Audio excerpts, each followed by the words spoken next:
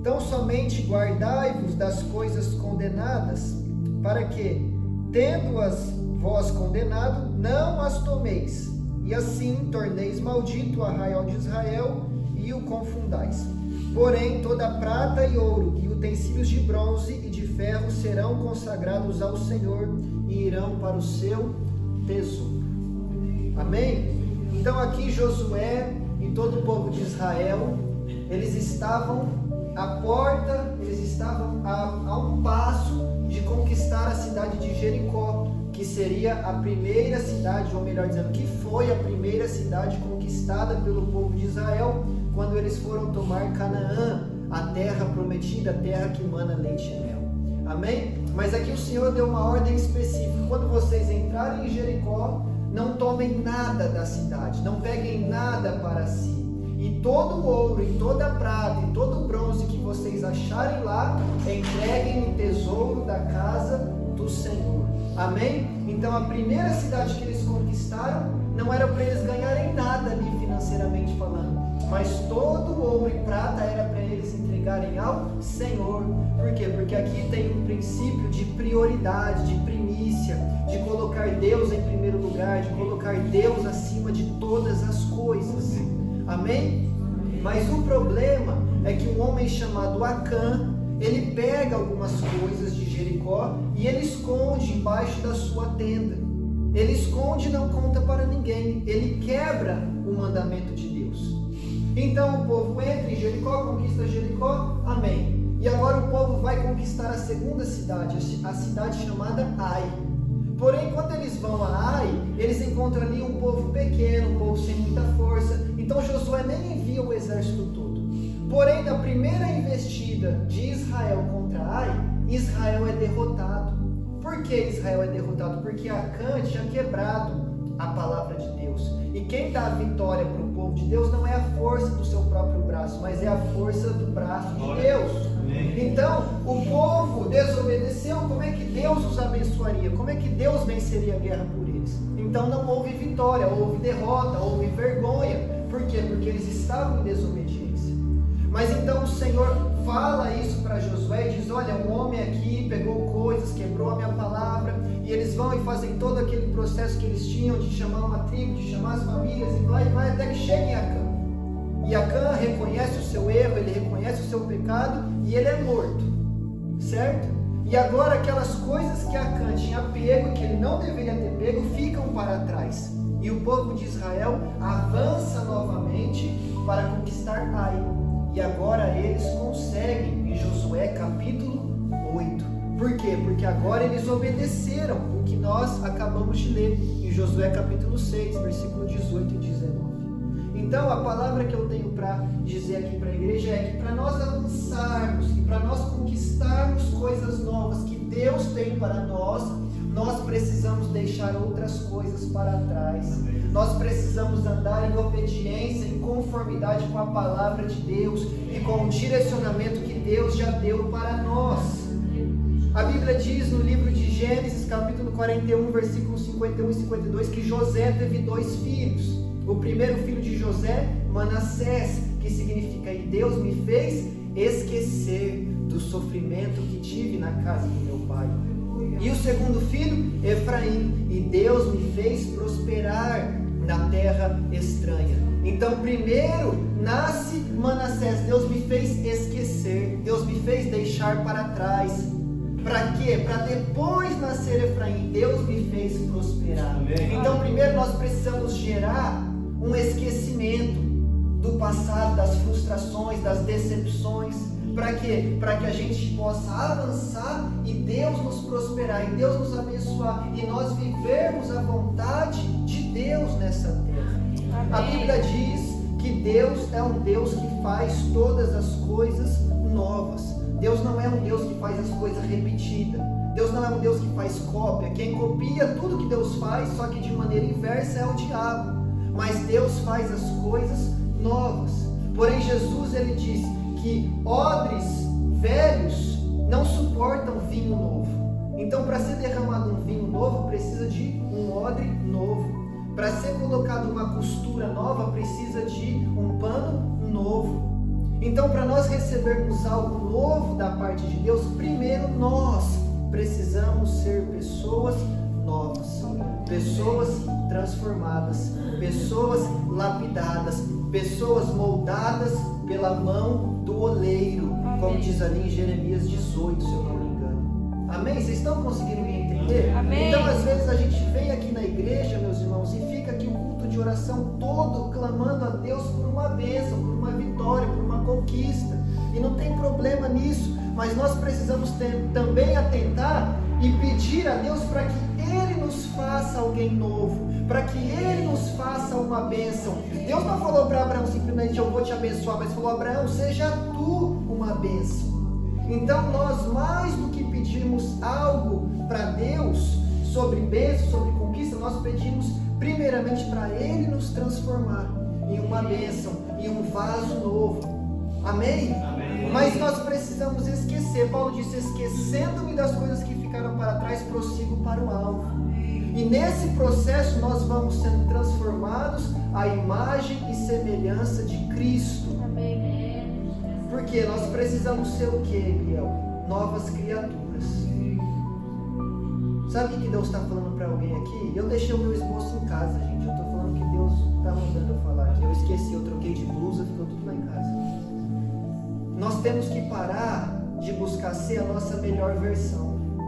A nossa melhor versão não é boa o suficiente, porque nós somos falhos de qualquer jeito. Nós precisamos buscar ser novas criaturas. E aqueles que estão em Cristo não são a sua nova versão melhor. E aqueles que estão em Cristo são nova criatura. As coisas velhas se passaram e tudo se fez novo. A Bíblia diz em 1 Pedro que nós somos regenerados, não é consertados. Não é colocar um band-aid lá onde estava rachado, é feito de novo, é regenerado, é nova criatura. Jesus fala em João 3, aquele que quer entrar no reino de Deus precisa nascer de novo. Vocês estão entendendo? Então não é sobre buscar ser a nossa melhor versão, mas é buscar ser uma nova criatura, uma nova pessoa, a imagem e semelhança de Cristo, esquecendo dos traumas que ficaram para trás, esquecendo das decepções que ficaram para trás, esquecendo até mesmo dos nossos erros que ficaram para trás, nos arrependendo, sendo transformados e vivendo uma vida nova. Amém. Amém? Mas isso, meus irmãos, só é possível para cristãos maduros.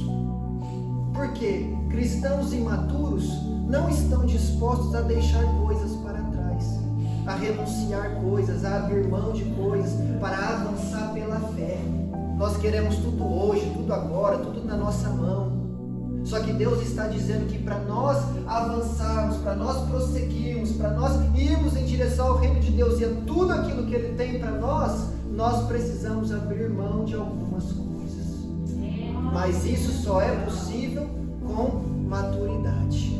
Então nós precisamos amadurecer.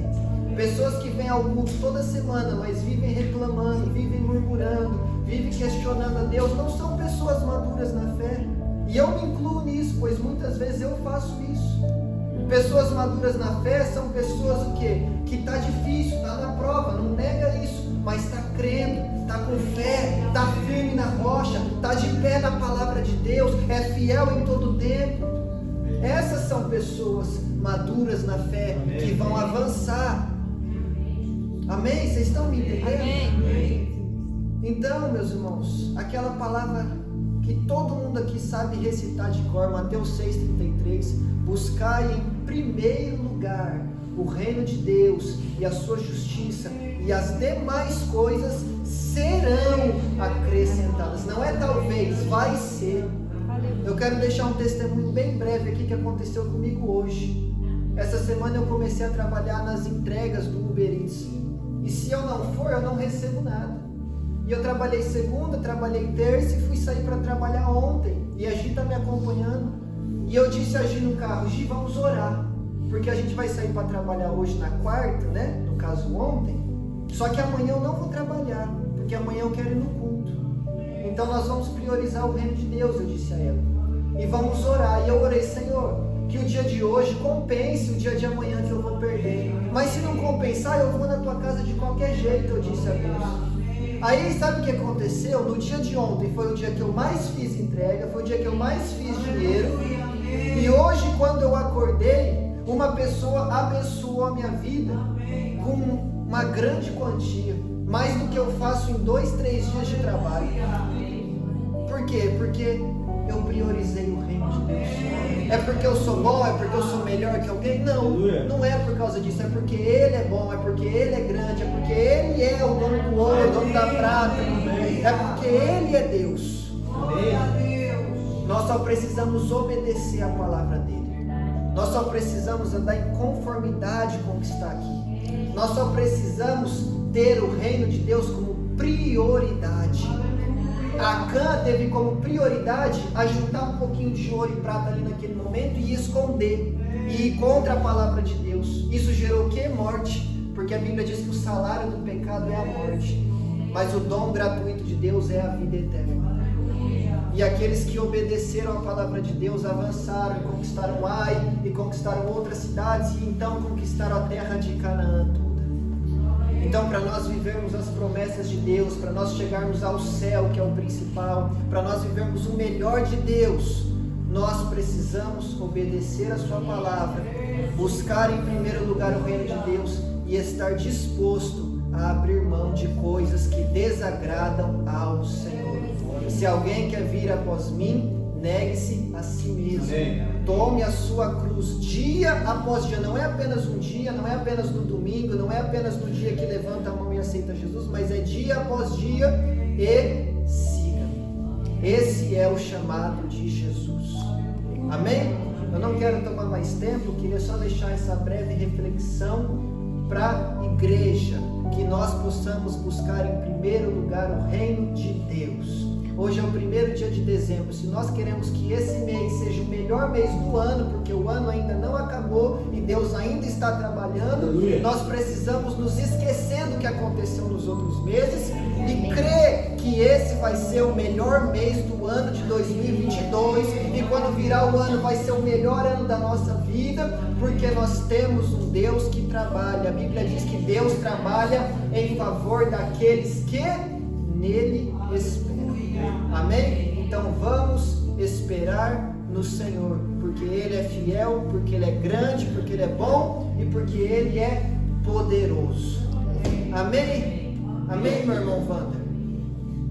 Eu via você, a sua mulher, adorando a Deus dentro da igreja, e eu não sei se você tem filha, meu irmão, mas eu via 2 crianças do seu lado. Amém? Deus está dizendo, descansa o seu coração, porque o Senhor vai trazer a sua família. Amém? O Senhor tem visto as suas lágrimas, a sua oração. Eu não sei se a coisa está difícil, se não está. Eu sei que quem está mandando dizer isso é o Deus do impossível. E a palavra dele diz que nada é impossível, nem demasiadamente difícil para ele. Amém? Não sei quando, não sei como, mas Deus vai fazer. Então, apenas priorize o reino de Deus e tenha fé, meu irmão, porque Deus tem ouvido as suas orações. Amém?